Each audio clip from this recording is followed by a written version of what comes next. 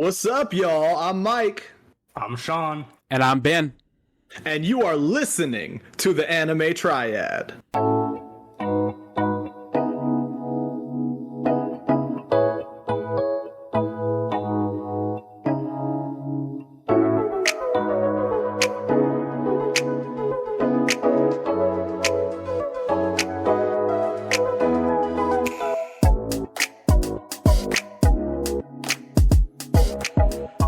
We are back again, and we just finished Blood Prison. Well, I will say overall, this was a really good movie. I have two problems with it. They're not big enough for me to really care that much, but okay. Well, then again, no. Now that I think about it, they solved one of those. But I don't know. It's still, I don't know. So the first problem being, Naruto has been framed. But, how could that possibly work in a world where transformation jutsu is just a thing? Come on. Now, okay, they figured out it's part of their plan. They want to get him on the inside and do all this stuff. And it's okay, I'll give it to you. But even then, Naruto, why didn't Naruto think to just be like, y'all, did you forget about transformation jutsu? But Naruto's kind of dumb, so I'll give it to him. Yeah, you use Naruto and think in the same sentence. Yeah, no, you're right. Naruto can't think. But so I'll give him that one. The other problem I had is that they had big old holes in their stomachs for a really long time without dying. Right there at the end. And it's okay, we have a little bit of precedent for this because of when Naruto's parents were saying goodbye to him.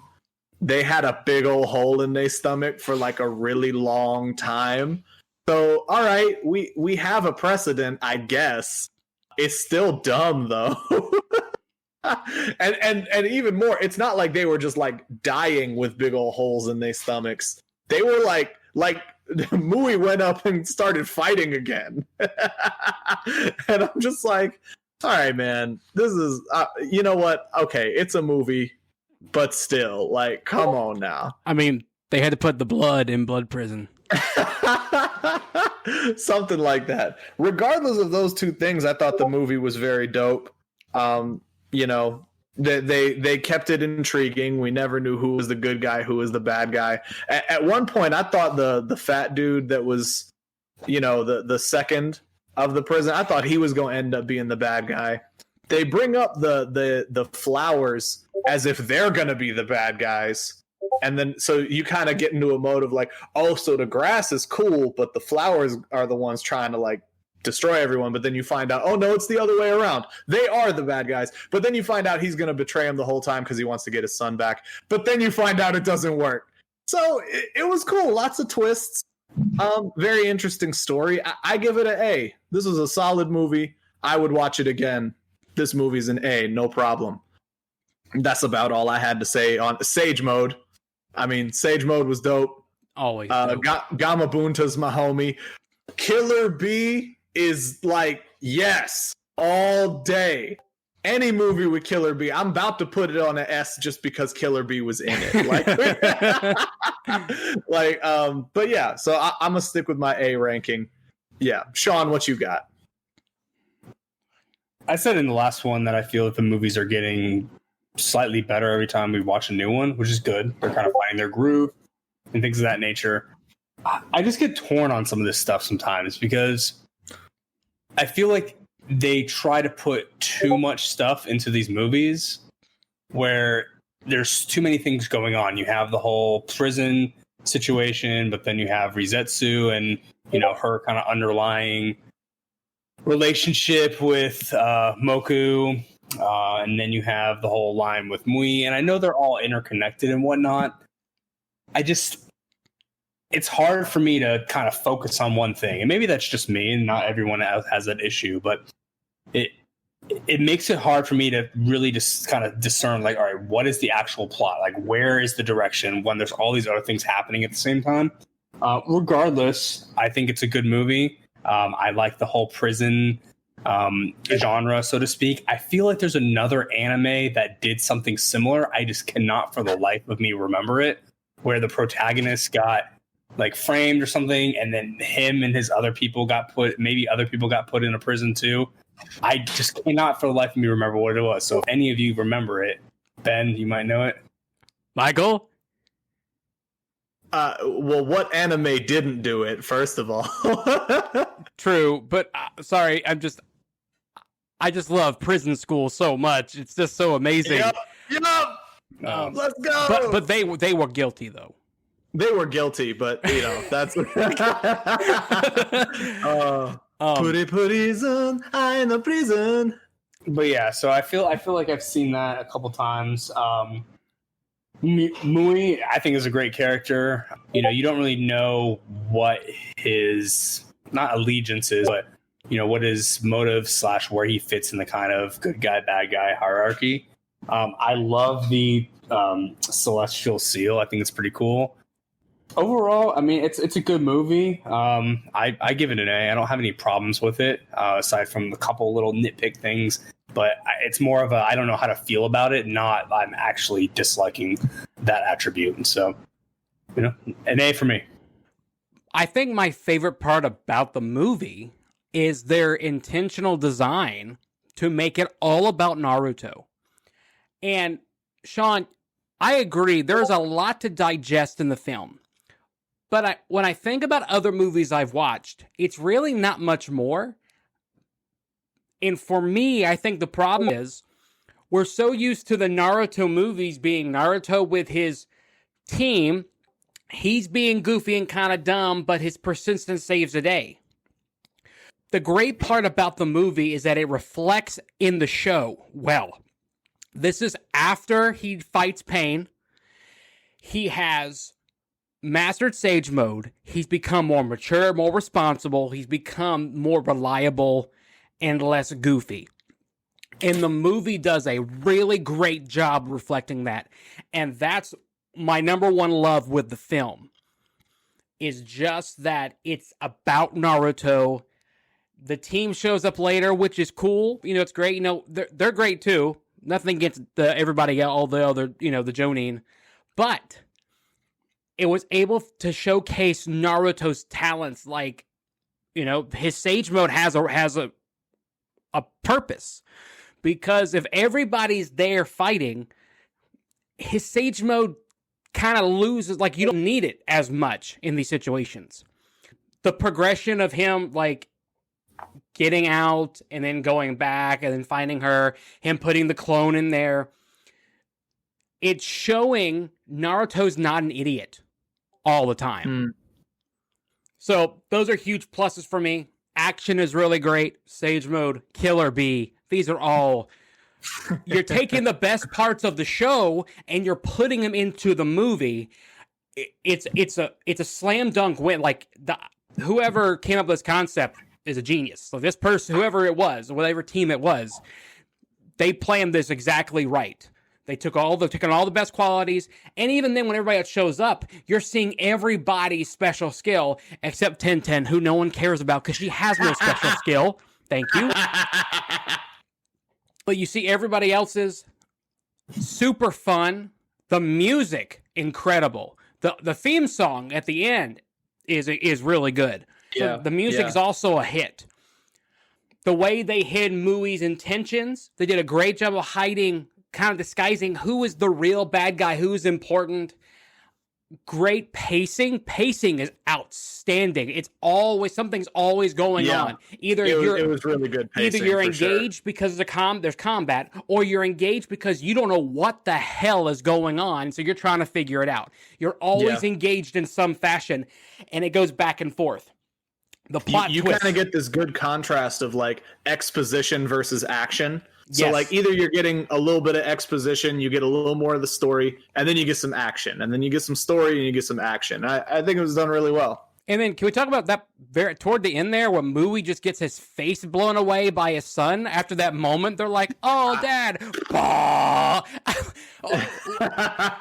feel like they're like, "Hey, can we add about 15 more minutes to this movie? Yeah, we can shoot him in the face one more time and finish him off." Dr. Octagonopus, I'm a firing my laser. But this movie, I agree. To me, it is very close to an S. It's very close to an S. There's a couple of scenes where, for example, after he removes the spike from Rietsu in him, and they remove the spike, and she's on the she's moving around, but then all of a sudden he's in sage mode falling, and then he's on the ground, not in sage mode. We could figure out what happened, but like, there's a little too many cuts visually that made it seem a little less. It just seemed a little more awkward. So to me, those couple of moments, and I think that adds to like some of the holes you're talking about, Mike. It's like, well, how are we here? How is this happening right now? Yeah. But to me, high A, but it's an A. It's an A movie, and I think we're in agreement. Solid film all the way through. Yeah. It was actually better than the first time I watched it. Because the first time I watched it, I was following some kind of guide. They're like, hey, watch the show up to here, and then watch the movie. So I watched the episodes up to there, and then I watched the movie, and I'm like, dude, sage mode. Just go sage mode. Just go sage mode. It's not your chakra, it's sage chakra. You should be okay for a little bit. And then he finally does it, and I was also impatient. But watching it this time through, I was like, oh, this made more sense.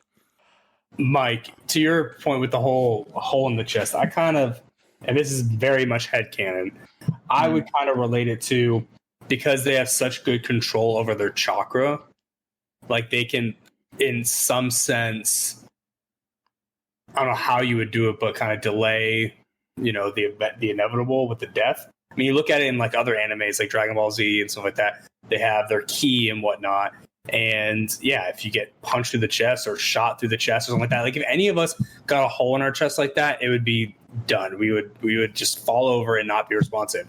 But I mean, when Krillin shot a hole through Vegeta was walking and talking to Dende and stuff like that. Yeah, I mean, I get it. It's an anime thing. Like that's just, yeah, it happens.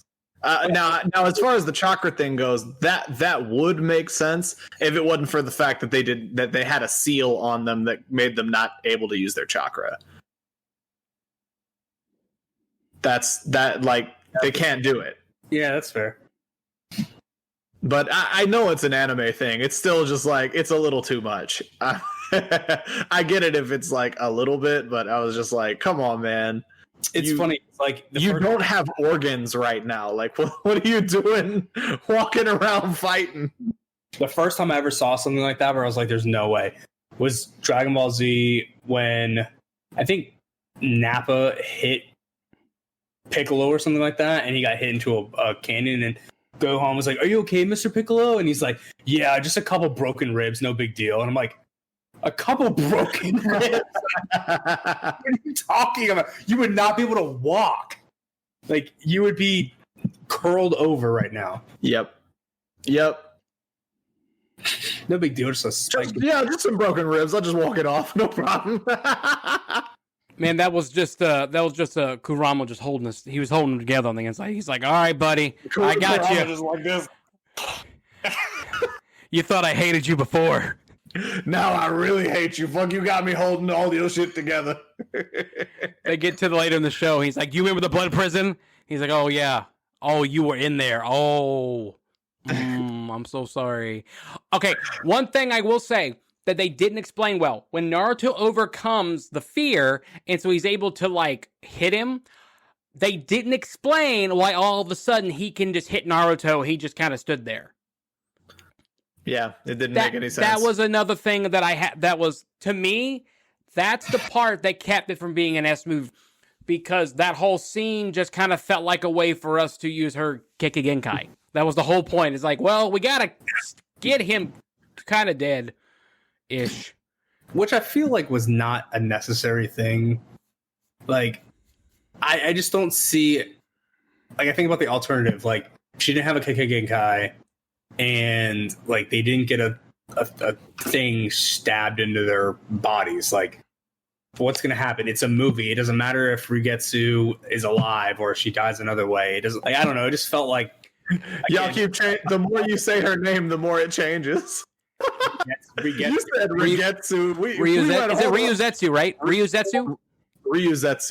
Ryuzetsu. Yeah. I keep thinking Ryuzetsu. Like it started Ryuzetsu, and then it was like Ryuetsu, and then it was Rietsu, and then Rizetsu, and now it's Rigetsu, and I'm just like, y'all just keep. I think the reason why they went that route was because in all the movies, the girl, because there's always been the girl in these movies. Well, they're like, well, they've always like survived even when you thought they wouldn't. And so this time around, it's like, oh, now we're going to kind of reverse. They've changed. This movie is the complete opposite of the entire blueprint of the other movies. Naruto's really good in everything he does. It's about him. No one else really shows up to the end, and then the person that he's trying to help and save and all that stuff is who you didn't really know who it was. At the same time, when you think about it, the story ultimately doesn't become about the box. It becomes about her and him and their relationship ultimately. Yeah, and see, she definitely has to die because, she can't have Naruto as a love interest because she loves the other dude. So she has to die. She can't stay around. Yeah, exactly. The other girls who live, they get to have, dreams about Naruto, but since she's not interested in Naruto, she has to die. There's just no other way.